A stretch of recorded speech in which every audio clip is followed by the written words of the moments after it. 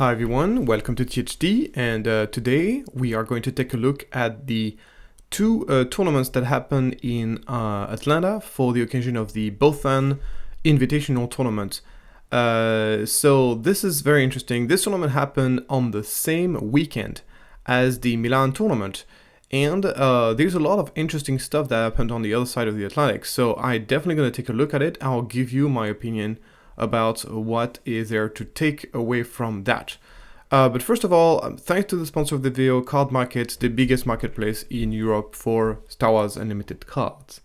So let's take a look first at the very first top 8 here of the day 1 of the pool 1. So this was an invitational, so there's some players were invited to this tournament. Players from all over the world were invited, but obviously the gigantic majority of people who actually went to that tournament were Americans, because European probably were better off getting to Milan, which was far closer and obviously had a far more prize pool, even though the prize pool of those tournaments is very, very significant. So a fantastic effort from the Bothan team for setting up that tournament. They are a fantastic community for Star Wars Unlimited. If you don't have any play group to play with, they have a Discord that is open to everybody, that is excellent to find very good players to play in. So I encourage you to check it out, the Bothan Network Discord.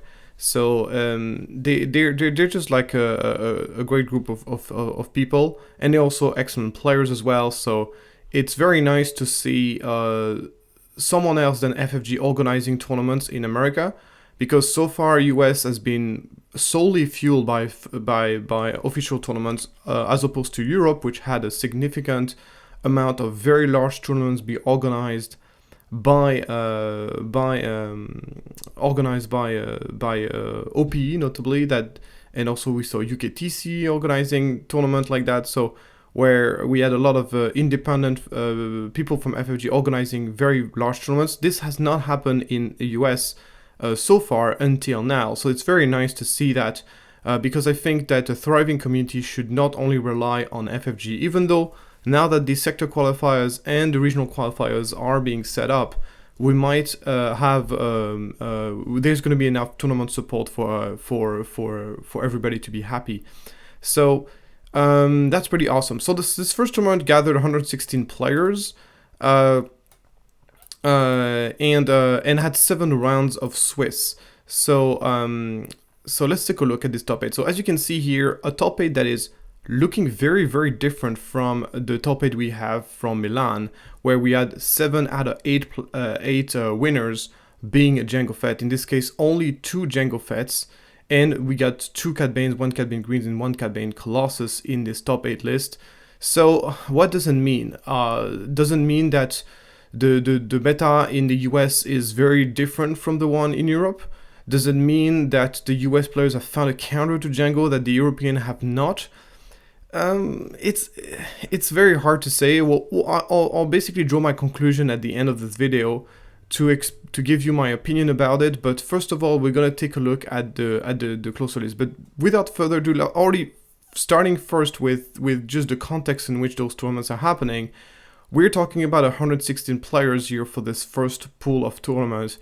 This is 5 times smaller than what we have in Milan, with 546 players, and the stakes are not the same as well.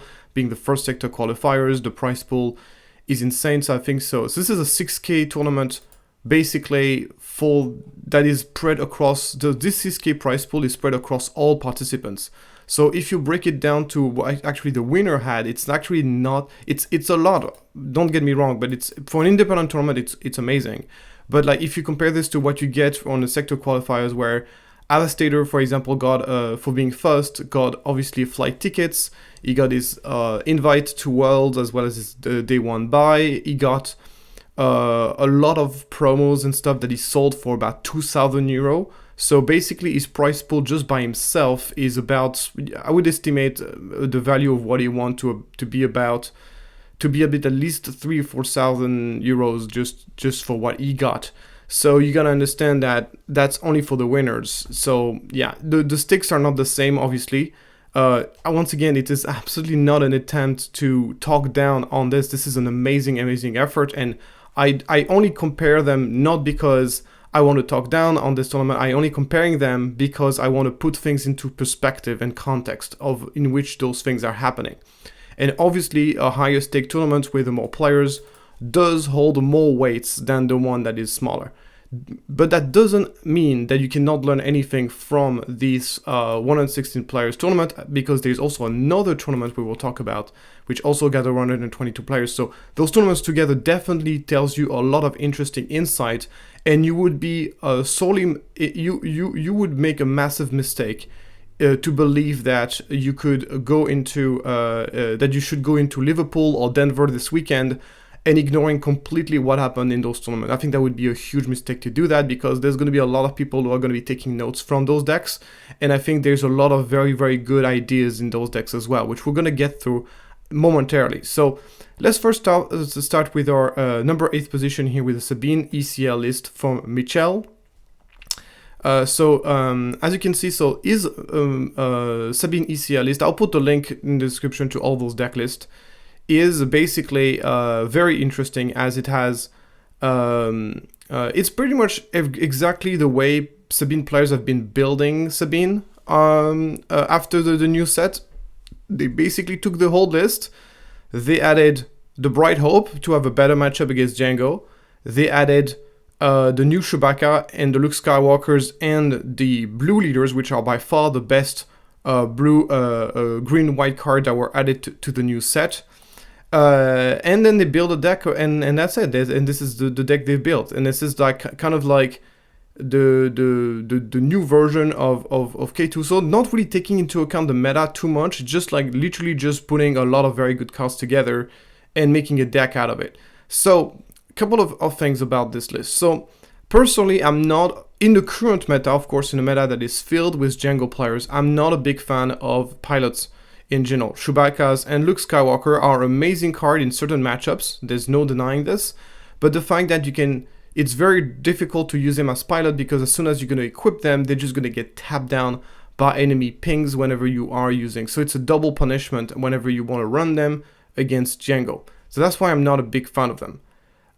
He's replacing the old R2 with the new one that can be played as a pilot, and this is a good call, because I think the +1/+1 upgrade for 0 is more relevant than the scry ability from the old R2. So that's definitely is a good call in my opinion. You also see Blue Leader. So Blue Leader is an interesting card. It's at the same time one of the best card in the set, but in the current meta, it's not extremely well positioned. It's very good against other Sabine. It's really good against all those decks who are trying to land like a 2/3 for 2 onto the board in space on turn 1, so the new Luke decks, the pull down run decks, it's really good against a numbers of decks, and it's obviously the fact that it can jump into a 5/5 ambush is also makes it a really good card against Han Solo, because against Han Yellow, because you can just ambush all those 3/5s, and the flexibility is just excellent. So it's a very good card, but it's not super well positioned against Jango. So that's the reason that some people have been kind of not really running it anymore as much as you would expect. It's not being played as much as you would expect. So again, we got the black one, which is obviously great with those Chewbacca, and then we go into the Green Squadron A-Wing. And yeah, this is very, very classic list in terms of what it does. So in terms of sideboard, we get the Scanning Officers for the Han matchup, the Confiscate, which is once again kind of just because of upgrade leaders, I guess, but upgrade leaders, once again, on the meta are just not that popular. And then we got some Heroic Sacrifice, some Leia Organa. It's very few buffs, as you can see on the events, very light on the event, just the Rebel Assault and the 4 Cause I believe in. So we are very, very light on events, very heavy on units. And this is basically his record here. So he's basically won against... he did a draw against Sabine here. I don't know if that was an intentional draw. Because that seems very odd that a Sabine mirror would draw. So, but at the same time, he did play the next game, so maybe he did initial draw by mistake, and then he realized, oh my god, I still need to win next round to be able to be guaranteed top 8, which he did against the Jango players. He only encountered only one Jango players in his entire journey, to the top 8, so it's obviously not. I think that Sabine, especially built like this, is very bad against Jango. But it doesn't mean, of course, it's unlosable if you manage to ECL a Poe or ECL a Wrecker into the enemy leaders. You can put yourself, and he's no longer able to multi-tap, and you can get like a very massive swings. Against, I think it's relatively easy to play around if you are Jango players, because you know this is such a telegraph play, because you have to be holding up 6 or 5 resources as well as your ECL usage in order to make that happen. So it is very easy to play around for the Jango players, but if you can make it happen, it's a very, very powerful play, and that's the way you can kind of win the matchup. I honestly don't know what happened in those games, but Jeff did lose. So Jango Sabine won this very difficult matchup here. It's only one game, so very hard to know exactly what happened in those games.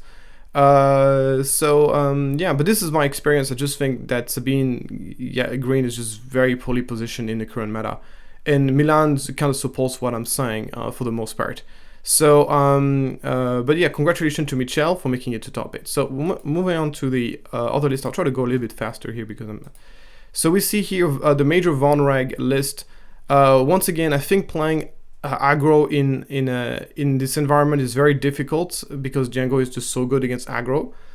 But this is, as you can see, this is almost a whole space list. So we are seeing the triple dark raid. It's like it's running the unmasking the conspiracy to have disruption. We got the daring raid. Major Vonreg. I'm not a big fan of Major Vonreg's leader's ability. However, he's a very, very strong leader deployment. The +3/+3 deploys on 4 is very, very strong. If your opponent does not have an anti-upgrades to get rid of it, it's very difficult to deal with. So this is something it's something that can be very powerful. So he's running the as you can see, he's running basically just a swarm of spaceships. Some very small. Here we see the Carta Spacer. Yeah, no, I thought that was the one drop. Yeah, Carta Spacer here, Silencer, Shuttle Stifo. Then the Vonreg TIE Interceptor, of course, very, very strong with Vonreg. Because he gets himself overwhelmed in raid 1 once he's basically upgraded. And he's also very strong with Surprise Strike, because then you can Surprise Strike for 7. And just a 3/4/3 is just a very solid stat line in space in general. So he's running Surprise Strike, obviously. And we can also Congaria turns here to take people by surprise. So very, very aggressive list. Sneak attack. We see the Techno Union's transport. I believe this is probably an attempt to basically counter Jango, because obviously this unit is shielded, makes it very difficult to exhaust for the enemy, and you can obviously go triple dark raid, Techno Union transport to be able to attack with it right away. There's the Riskless Raider, of course, to finish the game off. That's pretty much the list, just a very aggressive in space. Do I think is this a good deck? I just think this is a lot worse than Jango. It basically tries to do the same thing as Jango, but I think it's more aggressive than Jango, undeniably. But missing out on the exhaustibility of Jango is just such a big deal, and you're also missing out on like a lot of very powerful synergies, such as, for example, the IG-2000 and the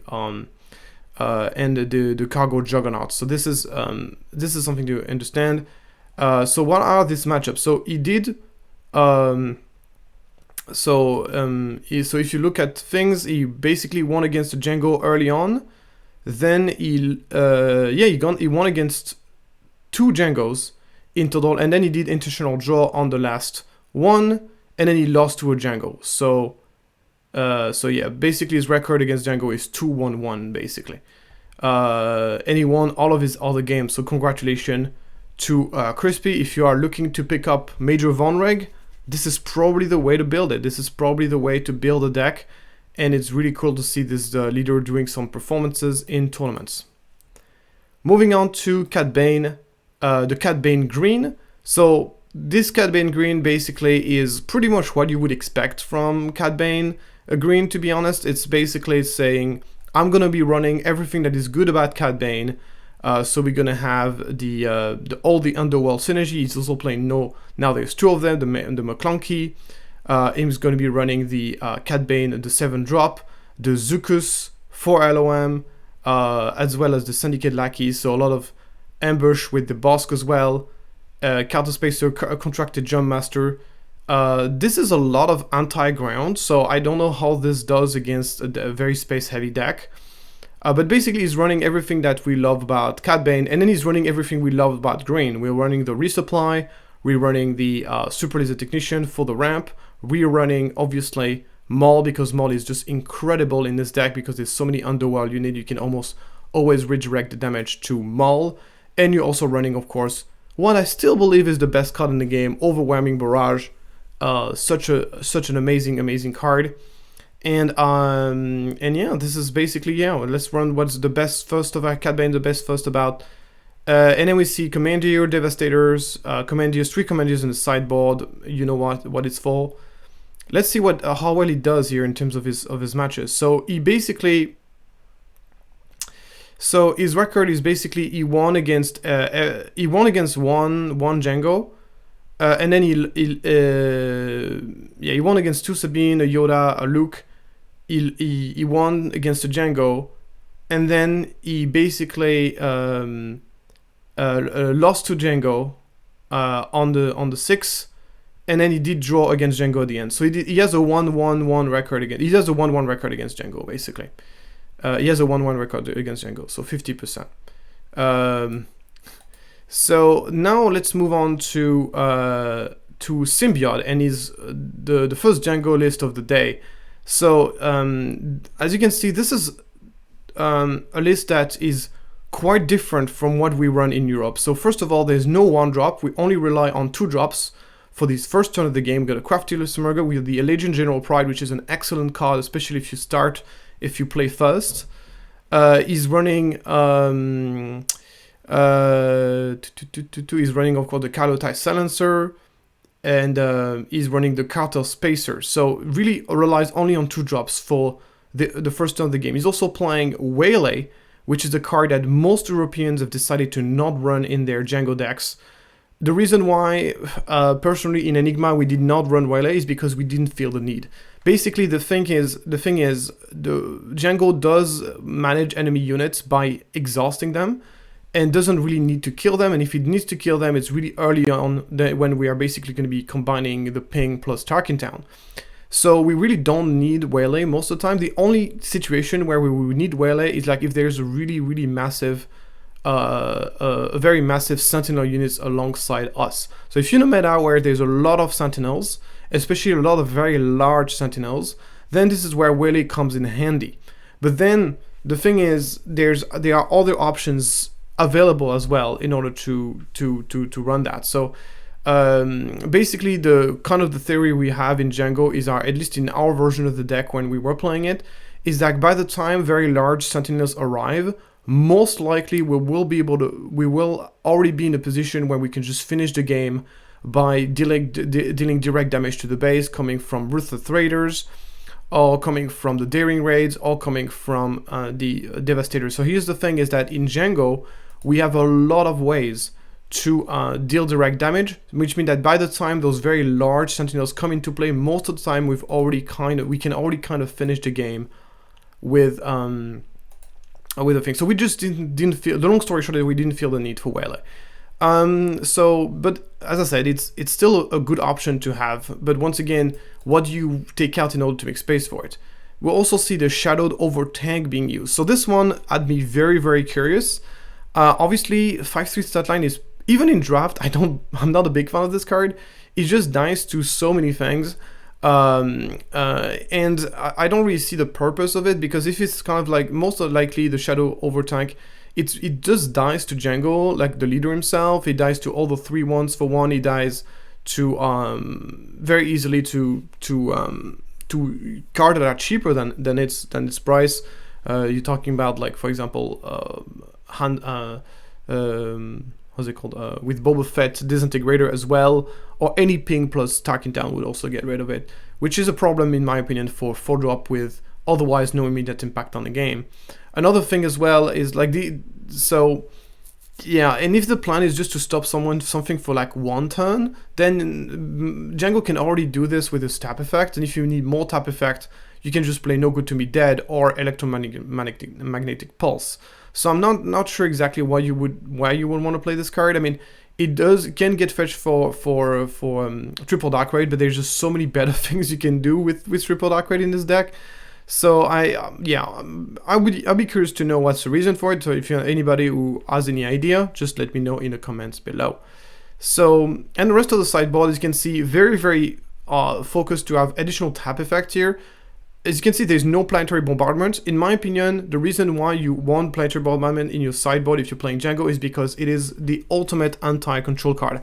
I actually think that if, this is going to be a hot take, but I think that if planetary bombardment did not exist, I think hard control would be a very valuable way to counter Jango. It would be a very valid way to counter Jango, but obviously it is a fair meta call, because what are the odds that hard control is going to see heavy amount of play in tournaments? The odds are fairly low in my opinion, so it's probably a good meta call. Then we got in 4th position, we got another Jango. This one was running Big Fortuna. Big Fortuna is interesting as it's like a sticky threat that has shield. It does very well against those 3/1s that some Jango players do play. It also has the discount event thing, which is very strong with sneak attack and triple dark raid, as allows you to play them even earlier. It doesn't push a lot of damage, it's kind of his main weakness, but I think it's a very valid 2-drop for the deck. He also runs the Luke Bonteri as a way to kind of counter triple dark raid, which is nice. The problem is, like, by the time Luke's Bonteri comes into play in a time where you actually do play triple dark raid, Luke's Bonteri often just dies before that happens. So this is why, from my experience, I haven't been a very big fan of the card, but undeniably, if you can make Luke's Bonteri survive, and at least it's another thing that your opponent has to worry about. And it does push a lot of damage, which is nice. So then we got the Gary Soldiers, the Boba, so we got the 2 type of Boba Fett. So rightfully so, someone in the comments below told me that you cannot exhaust units with this Boba Fett whenever you play it as a pilot, because it's not a unit. So just wanted to mention this. And the rest of the deck is pretty much what you would expect. Once again, the Waylay. So as you can see, those lists are relying almost exclusively on 2-drops. They're very different from the Jango Fett that we play in Europe. They're very, very different. So when you say, well, this counters Jango, it counters the Jango the way it's being played in the US. So that's going to be very interesting, because now that we have the US version of Jango and we have the European version of Jango, we're going to be able to see in the next upcoming tournaments in Denver, or in Denver and in Liverpool, we're going to be able to see which of the 2 versions prevails. Maybe both of those versions will work. So it's going to be interesting to see which of those 2 versions prevails, because everybody agrees on the 3 Devastators, 3 Triple Dark Raid, 3 Ruthless Raiders, 3 War Juggernaut, 3 IG-2000. That's like the thing that everybody agrees on. And then the rest is kind of up in the air, and there's still like a lot of things to be discovered. So it's going to be interesting. He's also played the Ultra DR44 Blasters, which makes sense because he plays a lot of grind units. So he's almost like, he actually has more grind units than space units, believe it or not. So it don't make sense to play the Ultra DR44 Blasters in this context. And whenever you do empty your hand very quickly with Jango, sometimes it can be nice to have some sort of way to smuggle. So moving on to the George Houston Cad Bane Blue. This is the list that I've heard so many things about, and this deck is supposed to be a Jango counter. It is a Jango counter, and Hudson George actually records shows that it does have not 1, not 2, not 3, but 4 wins against Jango players, and even on the high tables as well. So that's very, very impressive, and he also beats 2 more Jango players in the direct elimination tournament that happened on the Sunday as well. So that's obviously extremely impressive. So how can we explain that? Well, if you look at the deck list, it makes a lot of sense to me. When you think about it, what does Jango fear the most? Jango fears it feels like there's a lot of specific cards that do very well against Jango. Cad Bane in general is very strong against Jango because of its Jango units are most of the time are very low HP. So Cad Bane's ability becomes really powerful over time as you ping over and over again. Blue-black basically gives you access to some of the best cards against Jango, and obviously the additional 5 HP from Colossus is very significant. So let's take a look at the list. As you can see, he's running the Cad Bane All-Stage Taker, which in my opinion one of the best cards against Jango. If you can get up to 7 resources, this will get rid of a bunch of units without triggering their when defeated effect, and Jango is very unlikely to be able to kill this fellow. The 7 health, it's not easy at all for Jango to kill a Cad Bane in the later stage of the game. So it is the kind of card that can really swing the game in your favor significantly. Then we got other card that is very nice is we got the Sidian ECL, which is the -2/-2 for 2, which does very well against the 7th feet defender, does very well against those P38, kills them, and then also because it's underworld also triggers Cad Bane, so it's very nice. Super Leader Snoke, not as good as he used to be against Jango. In set 3, this card was very much just a win button against Jango. Now, notably with Devastators and Cargo Juggernaut, and War Juggernaut, there's a lot more options and a lot more ways for Jango to be able to operate in the late game and be able to kill the Snoke, or at least just bypass it to kill you directly, even if Snoke is in play. So he's not as good, and now he's not as game ending as he used to be, but he's still, of course, a very strong card against Jango. So it is nice to see this in the deck. He's also running the contracted jump master, which is an excellent early game stabilizer. It does to ping plus Tark in town, but if you have to force it is a great way to force the usage of Tark in town early in the game. So then at the later stage of the game, the Cad Banes and Supreme Leader Snokes are not going to be as easy to kill. So then it goes the Power Dark Side, some surprise card like Covert Strength, which can really take a player by surprise. And obviously the no glory only result is one of the cleanest way to deal with Ruthless Raider, obviously. And then we got Relentless Pursuit. Relentless Pursuit is one of the best anti-Jango card in the game, because what happens is that you get a unit, you get to steal that unit, and then you get to put a shield on the unit that stole the units, and most likely it's a bounty hunter. And once again, capture is a thing, is very strong against Jango, because what happens, like, your unit is captured and it's not coming back unless the unit that captured it gets defeated. And as we know, not easy for Jango to kill units, especially in later stage of the game when Tarkentan is no longer available.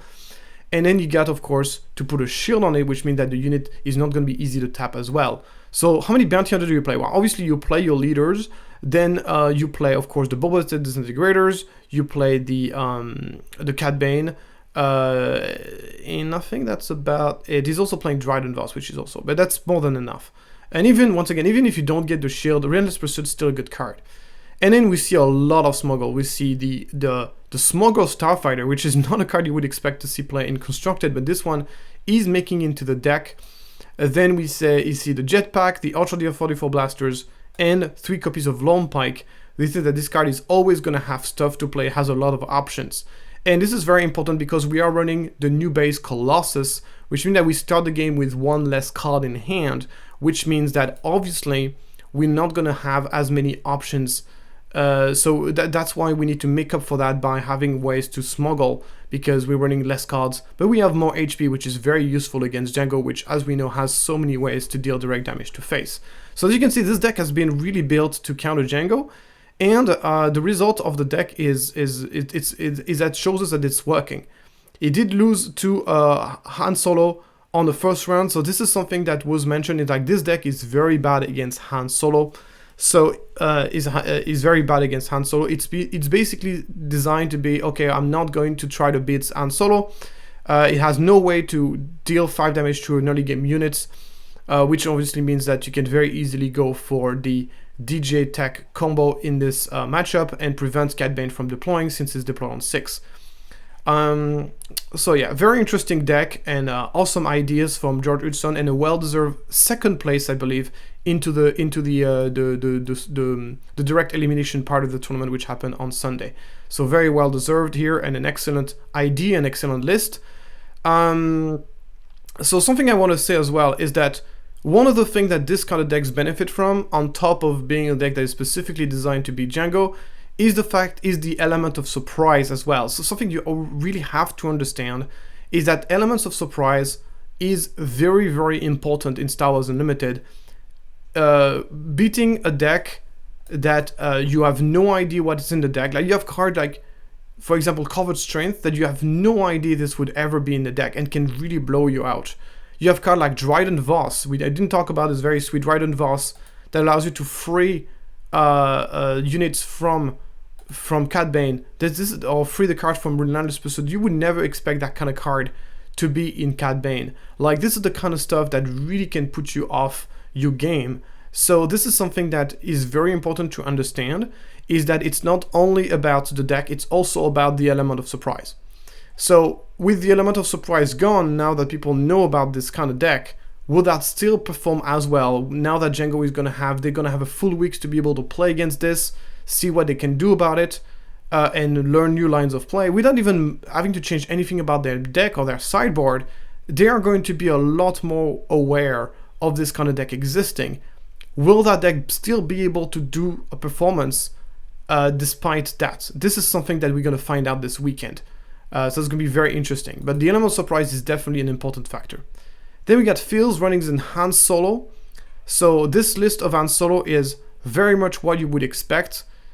He's running pretty much the same as the set 3. The only thing that is really changed, he's playing some Bamboozle because it's really good against the pilot leaders, which he's running Ahsoka because she's just the best card we've seen in set, the best yellow white card in the game, in my opinion. Like, at least the best yellow white card in set 4.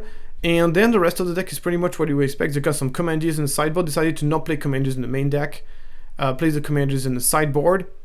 And yeah, that's pretty much the deck. It's pretty much the deck. So in terms of record, he got a bye. He did lose to Jango. So his record against Jango is he won 2-1 against Jango, which is a very impressive performance, because I know for a fact that Han Solo has a bad matchup against Jango. Some people might say, well, Pierre, like, you see, Thor, like, there are evidence that shows that Han Solo is not that bad against Jango.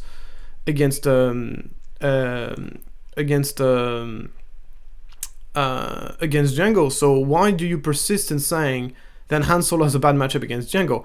I know it because I give more credit to the training that happens within my team than the tournament results, and I'll explain you why. The reason is because I haven't seen those games. I don't know who is playing. I don't know the skill level of the players. There's just loads of information I don't know. All I see is the results. That's basically it. And that's not enough for me. So when I see, and also the sample size is a lot smaller than, because when we train in Enigma, we run 10 games in a row. We don't run only like best of 3. We run 10 sometimes 15 games in a row. And the people who are playing are extremely good. Like in my team, like we were testing the Han versus Jango matchup. Jango player was SIP, and the Han player was team T85. If you don't know who T85 is by far the best Han player in Germany, and he has 4 PQ wins with, I think he has like 3 or 4 PQ wins with Han, and he has like 3 more top 4. Like, he's ridiculously good with Han Solo, and he could not make it work. And the matchup was like very much a 70% win rate for Jango. So maybe it's the version of the deck, and he was running this deck. He was running almost card by card this deck. So and I know this, so the sample size is a lot bigger. I know that both players are of equal skill level, and I know the environment. I witnessed the game, so I know exactly what happened in those games. So I give more credit to that than I'm giving to tournament result where I don't have any other information. So once again, So I don't know what happened in those games, but I do know for a fact that Han Solo has a bad matchup against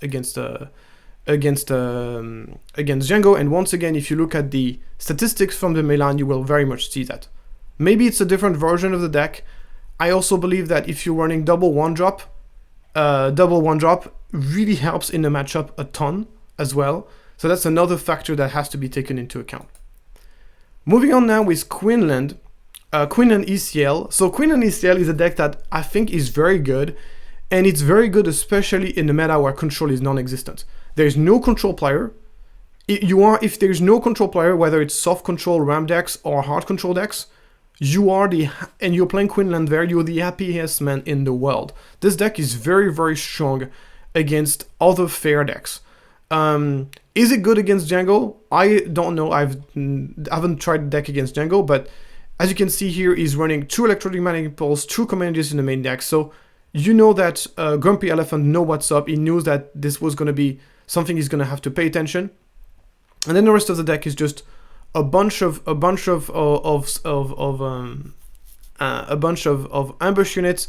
It's a deck that operates very similarly to the Boba Daimyo kind of deck, bunch of Sentinel unit, a bunch of like ambush units and that kind of stuff. Not running a lot of space, so doesn't have a lot of anti-space stuff, generally speaking. I'm also quite surprised to only see 2 copies of Plo Koon. Plo Koon is so good in this deck. I don't know why you only want to play 2 copies of it. And he's also running Sabine Masterpiece over the blue leader, which is also surprising. It's probably a meta call, probably thinks that Sabine Masterpiece performs better, even though she needs a lot more setup because she needs for you to use ECL for hit. And you also need to have another unit in play to be able to trigger the ability, because if you're not getting the experience token or if you're not dealing 1 damage, you obviously rather be playing blue leader. So that's interesting that he runs Masterpiece over blue leader in this deck. And then a bunch of healing units. We got the Sundari Peacekeeper going down. We got the Yuang. I'm really happy to see Yuang making a return. This card is definitely a card that I thought was very powerful in set 2, in set 3, and unfortunately did not find the right deck to be played in, and now we're seeing it making sort of a comeback in multiple decks. So it's really cool. We get the Bounty Hunter Quarry, which is very nice if you can trigger it early. And yeah, it's a cool deck. A really, really cool deck. So his matchup, so he did do a draw against Jango, against Crusher. I don't know if those, once again, it's very weird because we see this draw, right, which is kind of like, it sounds like he could have done like intentional draw to get into top 8, but then he wins and then he played the game with against Grumpy. That's kind of weird. Maybe he thought that, I don't know, maybe he miscalculated or something. It's very weird to see that. Normally you would see the intentional draw being the last round of the game. And then he won everything, so it's pretty cool. It hasn't played against many Jango players though. He won, but he won against 2 of them, so that's pretty good. Yeah, pretty cool. So moving on now to the other pool of the Atlanta Bothan Invitational, and this time around we are saying not 1, not 2, not 3, but 4 Jango Fett, and 2 of them being in the final. So you see, basically same conditions, same tournaments, different set of players, very different results. So you see, you cannot really give so much weight into one specific result. You have to be looking at the whole picture, because you can see the reality from one tournament to another can be very different. I'm gonna get through those lists a little bit quicker this time around. We see the Jango Fett here, and once again we're seeing the Waylay. We're seeing like Scar like swoop down. Jesus Christ, people still play swoop down. Yeah, I'm not a big fan of this. Is a very specialized card. I think there's just much better things to do. And then he's running the Hound's Tooth. Wow, another card that finds very surprising. Scar, it's not a bad card, but it's like it pushes a lot of damage for a 3-drop, which is nice. Personally, I would much if you want to run like a spaceship on turn 2 that pushes for 4 damage, I would much rather play the droid, the 4/2 droid that when it dies deals 3 indirect damage. This card seems much better in my opinion. Or you could also run the TIE Phantom, which is very good in the mirror of Jango. So this is something I would personally rather play. So this is kind of like a weird choice.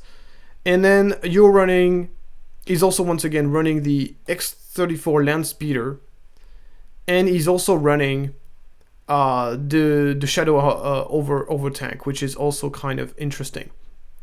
So yeah, very different. Once again, those lists are so different from what we play in Europe. Once again, the fundamentals are there: the Devastators, the War Juggernauts, the AG2000.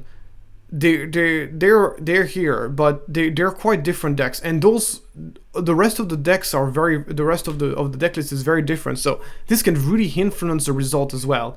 So you can't just make like a base comparison saying, oh yeah, because those lists are quite different.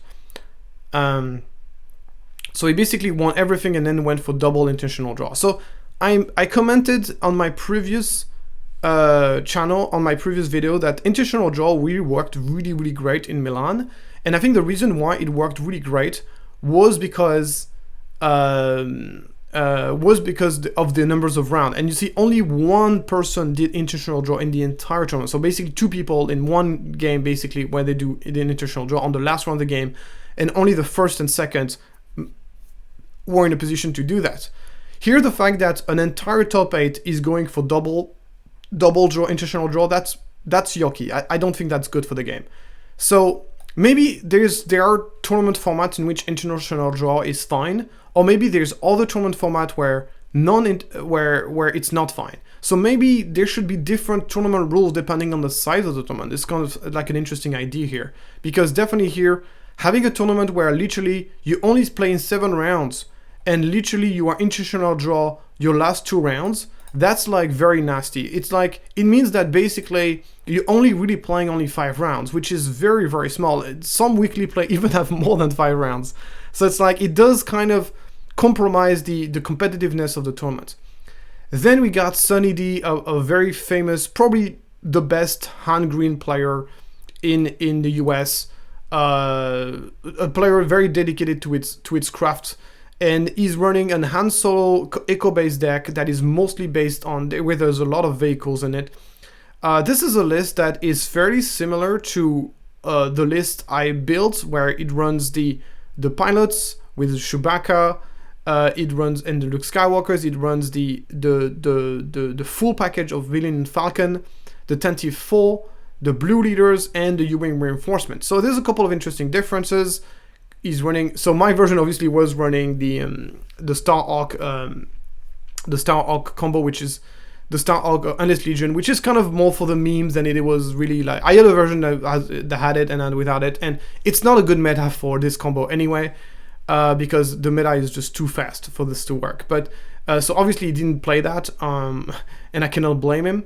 But the rest of the deck is pretty much like very heavy vehicles, runs the Enfys Nets, and you're running the U-Wing Reinforcement. Only 2 copies of Reinforcement is kind of a surprise. I love the introduction of 2 copies of Tandem Assault. I think this card is cards that allows you to attack with multiple units are very strong against Jango, because obviously you take initiative, you have 2 units in play, which is not difficult to do against Jango, and then you're going to be able to attack with both of the units. That's very good. This is obviously a list that is very tailored to make Han Solo Has This Moment work, a card that was very hyped, but they didn't end up seeing a lot of play. I think it's just a meta thing, personally, because this card does require a certain... He's not running any copies of Han Solo Reluctant Hero in the main deck, which is very surprising. Instead, he prefers to run the new Mandalorian. That is very interesting. He's also running the Out of Aspect... No, that's the Luke Skywalker number 1. Oh, he's not running any Out of Aspect Luke Skywalker. That's very unlike him. Sonny, what happened to you? You're not running... Out of Aspect 7 drops anymore. That is shocking. Anyway, that's why he's only running 2 U-Wing Reinforcement. He's not really abusing Reinforcement at all. He doesn't even have playing any 7 drops outside of Enfys Nest. That's interesting. Stolen ATL will also make it to the list. Yeah, it's not a bad card in the current meta where people don't run that. There's not that many control decks, so it's a card that you can see play. And then we know Blue Leader, of course. As far as his win record, yeah, once again, it's the same story. 5 wins into double draw. This is just it's a little bit icky. It does compromise the competitiveness of the deck. And here we got see a Quinlan deck. It's a fairly classic Quinlan. I'm not going to talk too much about it. It's very classic. Pretty much, yeah, what you would expect, with a couple of Bamboozle Commanders in the making it to the main deck to fight against Han. And yeah, okay. Then we are running another Quinlan from Tetarain. Very similar list. Yeah, almost the same list, Bamboozled and stuff. So maybe those guys were teammates or something. And then we have Ian Clean running his Jango Fett. And this version here is it runs the Bib Fortuna, the Log Spontary. Doesn't run the ship that the vehicle, the Sentinel vehicle. I forgot its name already. And yeah, and the Waylay. So once again, this is very much no one drops, just two drops. Very American version of the deck. And we can see a Sabine making it up there. So this list here, what can we say about it? Well, it does the thing squadrons. He runs the blue leader, and unlike the instead of the Sabine Masterpiece, only 2 Bright Hope. And then the rest of the deck is pretty much what you would expect from Sabine. We see the Luke Skywalker. Luke is not as heavy. He's not leaning as heavily into the pilots as the version we saw before. So Luke Skywalker, no Chewbacca. Only 2 Luke Skywalker, no Chewbacca. And we are also running Eager Escort Fighter. This is the 4-1 ambush. Interesting. I don't know what matchup you want to have this. Maybe against the Han Solo way to deal with the Falcons. And then he got a buy, I believe, on turn 1. He got a buy, and then he played all of his rounds. Interesting. Oh no, he did 20. What is going on here? This is okay, so he only lost 1 round basically against Quinlan. Okay, so yeah, we don't have a deck list, so that's fine. And he also won against Kira. Impressive, 2-0 against Ophir Maron. If you don't know him, that's Wu. And then he also won against Rebel Resource against Sabine. So that's 2 very famous YouTubers that he took down here on the last round. Well done. And then we got John Carr running a Jango Fett. Once again, we see the Shadow Overtime, we see the Land Speeders. This time he's running a 30 HP based version of the deck, which is something that is interesting. Yeah, there are games where Talking Town is not great, and there are games where you would need the 5 extra HP.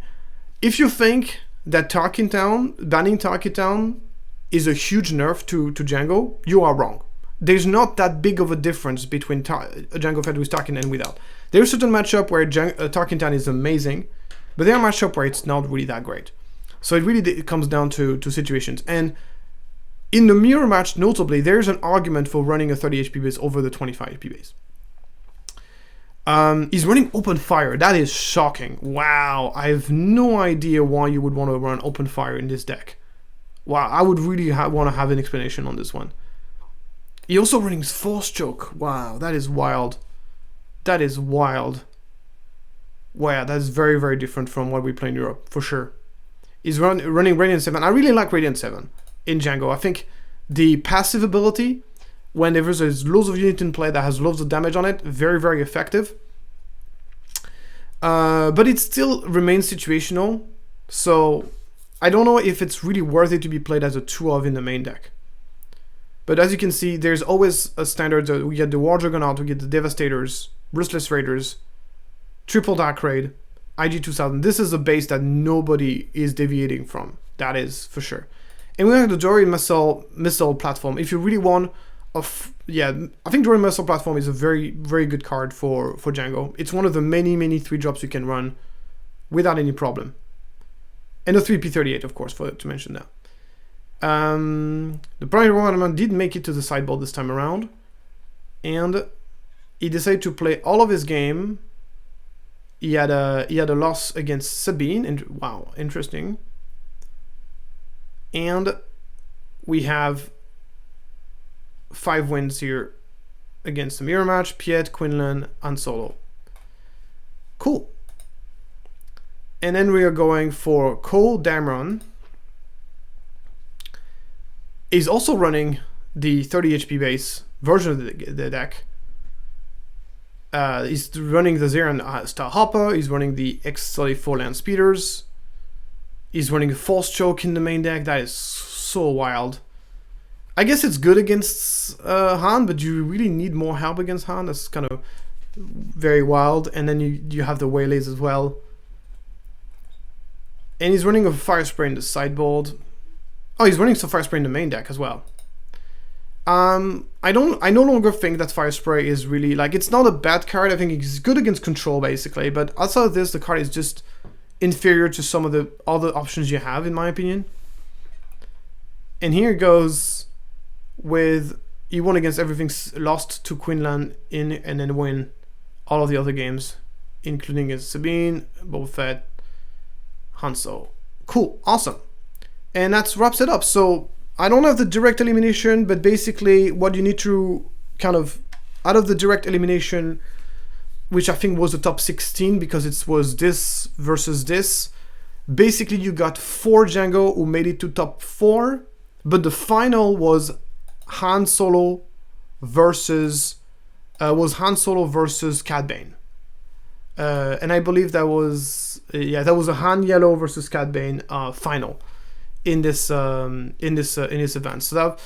So and Han Solo ended up taking the win because obviously the Cad Blue is really not optimized to beat this matchup. So this is a very interesting, of course, set of events.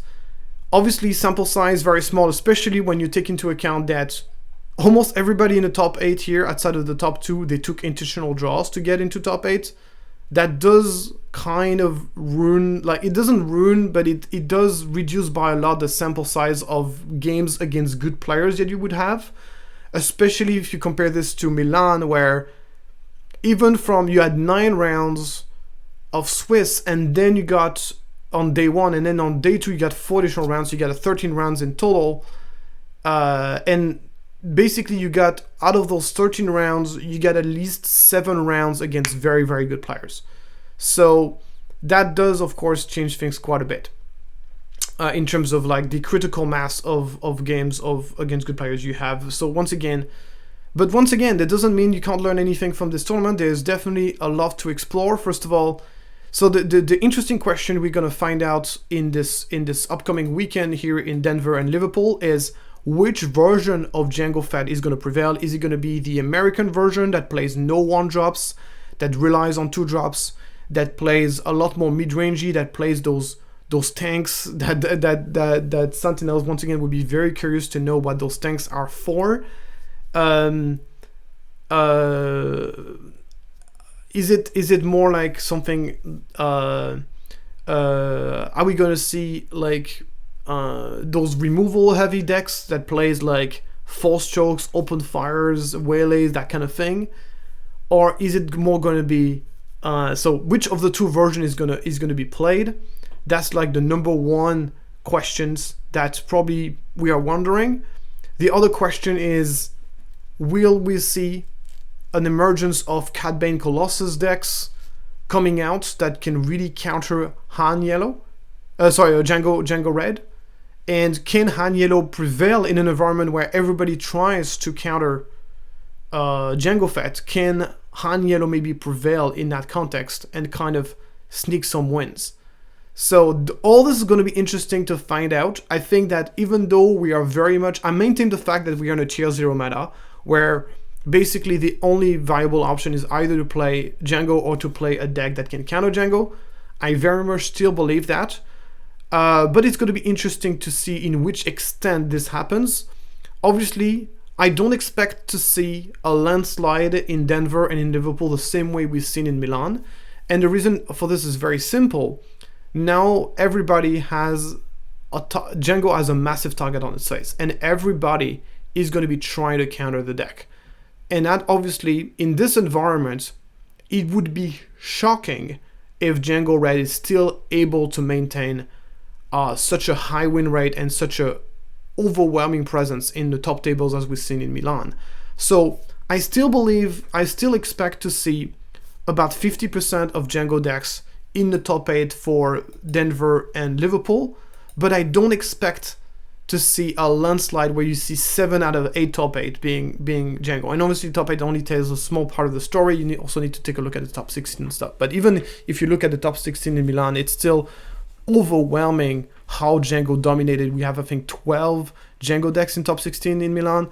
That's like crazy things. So it's going to be interesting to see how it operates. How does those two meta clash against one another and which one comes out on top? Obviously, even though I'm European, I would rather see a meta like there is in the US. At least, I don't know if you can call this a meta. It's only like 2 tournaments that happened on the same day. So I don't know if it really can be called a meta. But I would much rather see an environment like this one being what we're going to be playing in set 4 than an environment that we've seen in Milan. With that being said, it would also be a bad thing for the game to be in this sort of limbo situation where we don't really know if Jango is worth banning or not, where Jango is still clearly the best deck and we're still pretty much in tier 0 meta where everybody counters the meta, but because there are enough decks that can counter it, we're kind of in this limbo situation where we don't really know if we should ban Jango or not. I would rather be in a clear-cut situation where it's either, okay, the meta is diverse, we don't ban anything, or the meta is completely dominated by Jango and it's a very easy ban for the deck. So anyway, I think this weekend is going to be the determining moment to find out if definitely Jango needs to be banned or not. I think this is going to be the crucial weekend.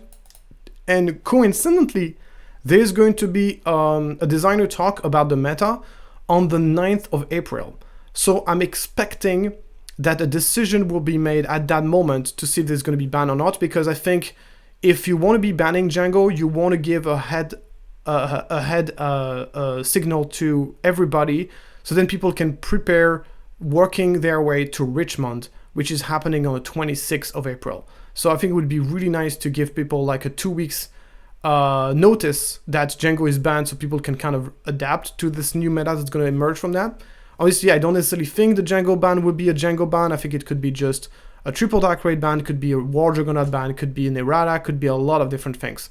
So that we'll see how it goes. But this weekend here at Denver and Liverpool, that's going to be the determining.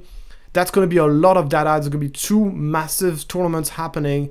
And from that point, we're going to be able to see really if Jango is the problem that we think it is, and if maybe, and which of the 2 meta is going to emerge, which of the Jango version is going to be the dominant one. All this are very interesting questions to answer. Thank you so much for following that video, and I'll see you next time.